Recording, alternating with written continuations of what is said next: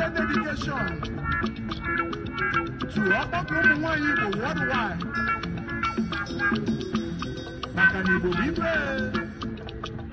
Ịba Ọgbakọ ụmụ nwanyị Igbo. Ọgbakọ ụmụ nwanyị Igbo worldwide foundation. Ihe nnukwu ọkwanụ mesi Igbo na Ọgbakọ ụmụ nwanyị Igbo.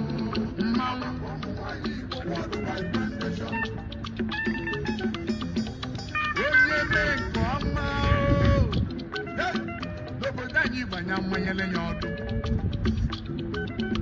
Ibu ụmụ Igbo ji enwe nzukọ bụ na anyị nwere nghọta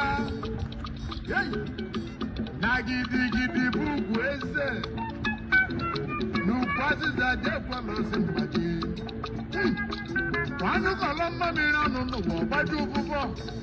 Anyị bụ Igbo nwere nghọta na bụ na ibu na anaghị lọda nda ube nwanzeji ebe onye ọbụla tinye nke ihe ololo ifigbo obi gara mba n'obodo ọbụla anyị tinyere isi anyị na-enwe nzukọ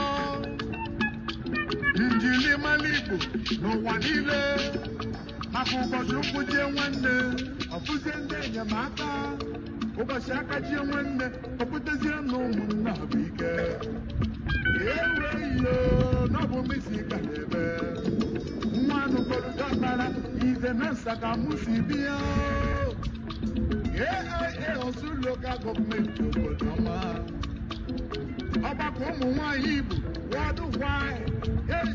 What a man can do, women can do better.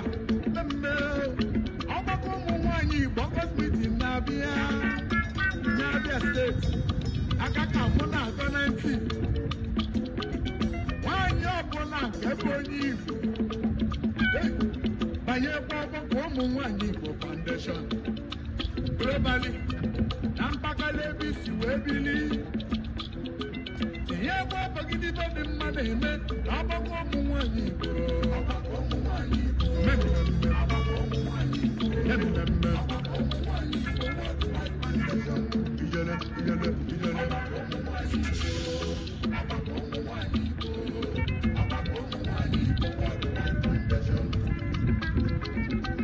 ọkwa ebe a na-elezi mmadụ anya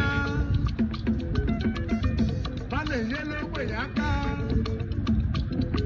ndị na-enweghị mma ndị ụwa na-atụ n'ọnụ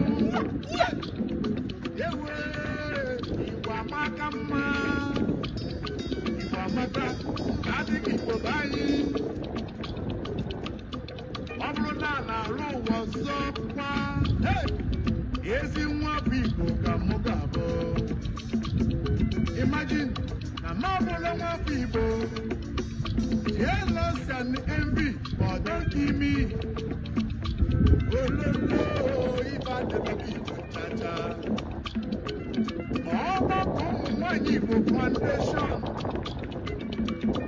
na children motherless home especially for nlekọta ụmụaka maka ndị na-emebe mụsịa nwanne n'ụwa pa agatụ ihe n'ọbịa ụfọdụ mụsịa ma mụsịa pele na be nwere ego pa ga-eji zọ nwa.